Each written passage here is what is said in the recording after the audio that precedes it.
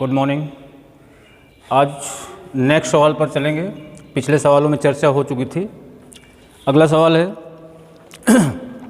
यदि जल का परासरण दाब 27 डिग्री सेल्सियस पर यानी T बराबर 27 डिग्री सेल्सियस दिया है, इसको केल्विन बनाने के लिए 273 जोड़ देंगे तो ये बन जाएगा 300 केल्विन। तो कह रहा है 27 डिग्री सेल्सियस पर परासरण दाब 0.75 वायुमंडल है, यानी P बराबर दिया है 0.75 वायुमंडल। इसके बाद 2.5 लीटर जल में घुले, यानी आयतन इसका दिया है 2.5 लीटर। तो मात्रा की गणना करिए।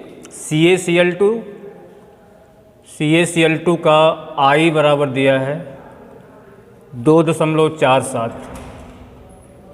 अब मात्रा का मतलब होता है W बराबर हमें निकालना है। तो अब यहाँ पर क्या करेंगे, परासरण दाब निकालने का सूत्र होता है PV बराबर I W/mRT। P 0.75, V 2.5, I 2.47, W निकालना है बटे M यानी CaCl2 का आणु भार। तो ये Ca का होता है 40, Cl का होता है 35.5, ये 71 बना और 71 40 111। R का मान 0.0821 लीटर वायुमंडल में और T का मान 300।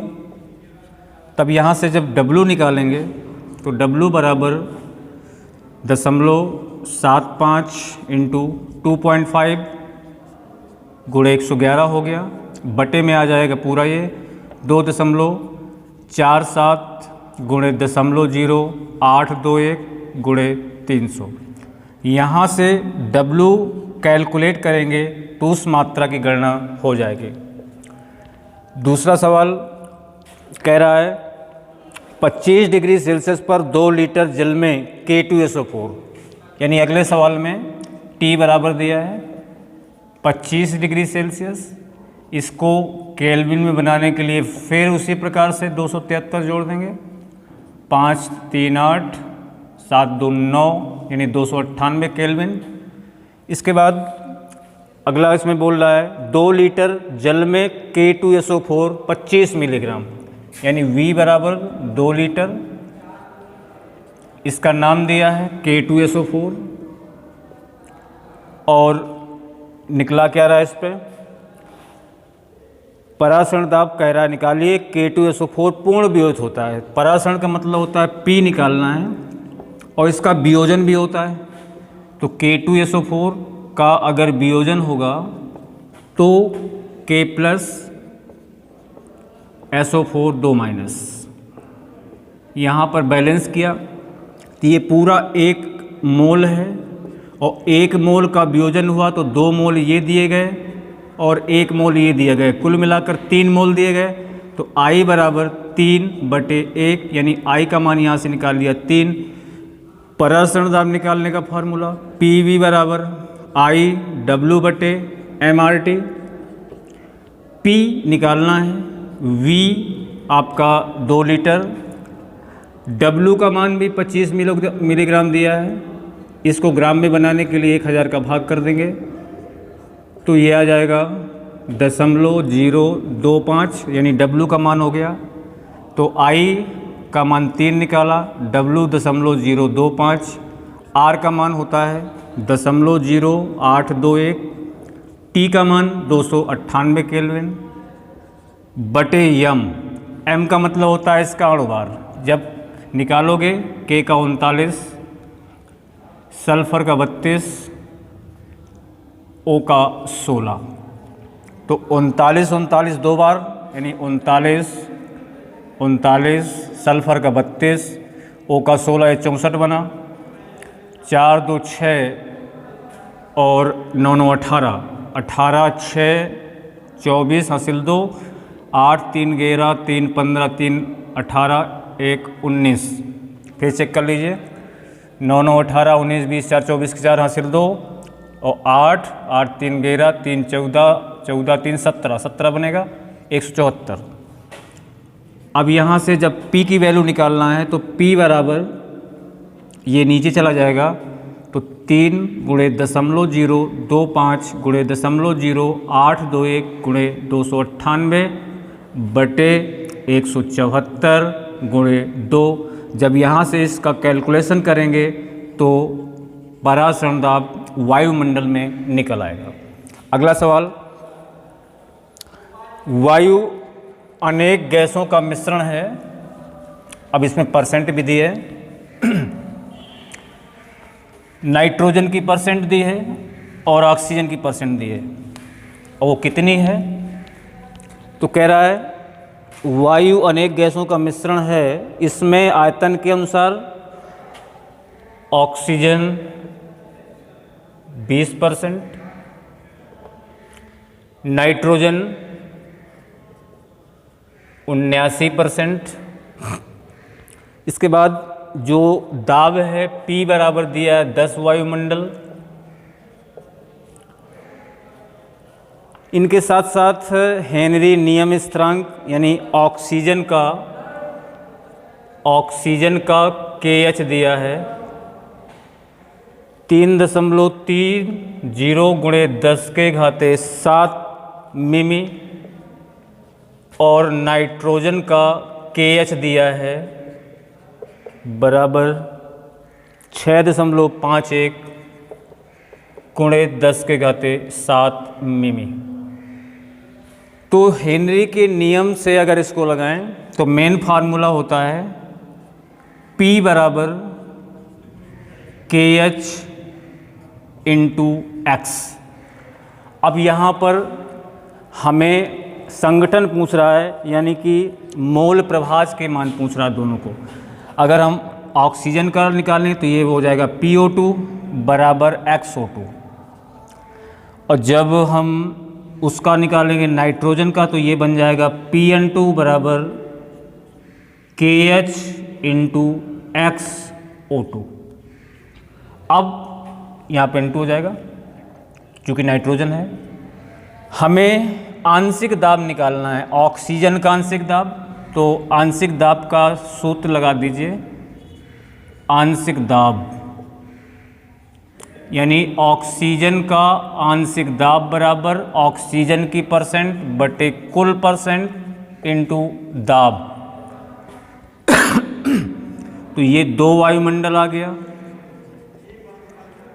चूंकि एक वायुमंडल बराबर 760 मिमी, तो 2 वायुमंडल, तो 2 का गुणा हो जाएगा 760 में, तो 2 0 0 2 छक्का 12 हासिल 1 2 7 14 1 15, इतने मिमी आ गया। ये PO2 निकाल लिया। यानी कि अब इसी प्रकार से हम नाइट्रोजन का आंशिक दाब यानी कि नाइट्रोजन की परसेंट 79 बटे कुल दाब 100, तो ये बना 0 से 0 7.9 वायुमंडल। तो इसमें भी हो जाएगा 760 गुणे 7.9 वायुमंडल। तो ये पूरा बन जाएगा ऑक्सीजन नाइट्रोजन का जो आंशिक दाब निकल के आएगा वो 6004 मिमी। तो ये PN2 निकाला, यहाँ से PO2 निकाला, तो PO2 की वैल्यू रख दीजिए 1520 बराबर KH का मान दिया है 3.30 गुणे 10⁻7 गुणे XO2, यानी ऑक्सीजन के मोल प्रभाज यहाँ से निकलेंगे और नाइट्रोजन का रखेंगे 6004 बराबर KH का मान ऊपर दिया है 6.51 गुणे 10⁻7 इंटू X नाइट्रोजन। यहाँ से नाइट्रोजन का मोल प्रभाज ये नीचे आ जाएगा। तो इस प्रकार से इसको हल कर लेंगे। इसी प्रकार से अगला सवाल है 100 ग्राम द्रव ए और द्रव बी 1000 ग्राम, यानी दो द्रव हैं हमारे पास। ए की वैल्यू दी है, ये ए है और ये बी है। तो ए की वैल्यू दी है 100 ग्राम, यानी W बराबर 100। इसके बाद बी का ये अणुभार इसका भी दिया है 140। बी का जो भार है वो 1000 दिया है और बी का अणुभार 180 दिया है। बी का अणुभार 180 दिया है। इसके बाद कह रहा है शुद्ध द्रव बी का वाष्प दाब 500 टार है, यानी जो P0 भी दिया है वो 500 टार दिया है। इसके बाद कुल वाष्प दाब यानी P की वैल्यू दी है 475 टार। तो कह रहा है शुद्ध द्रव ए तथा ए का वाष्प दाब और विलयन में वाष्प दाब ज्ञात करिए। तो यहाँ से चूँकि हमें मेन फार्मूले पे जाना पड़ेगा। मेन फार्मूला निकालने का होता है P बराबर PA प्लस PB।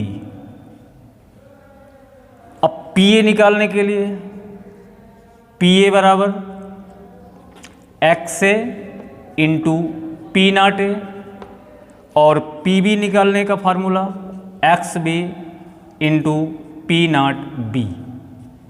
तो जब PA निकल आएगा इस फार्मूले से, PB निकल आएगा इस फार्मूले से, तो दोनों की वैल्यू जोड़ करके रख देंगे। कैसे? अब हमें मोल प्रभाज नहीं पता, तो जो कि भार और अणुभार दिया है तो इसके मोल निकाल लेंगे। W बटे M से W 100 बटे M 140 भाग देंगे, 0 0 कट जाएगा, दशमलव 14 सत्ते 98 714।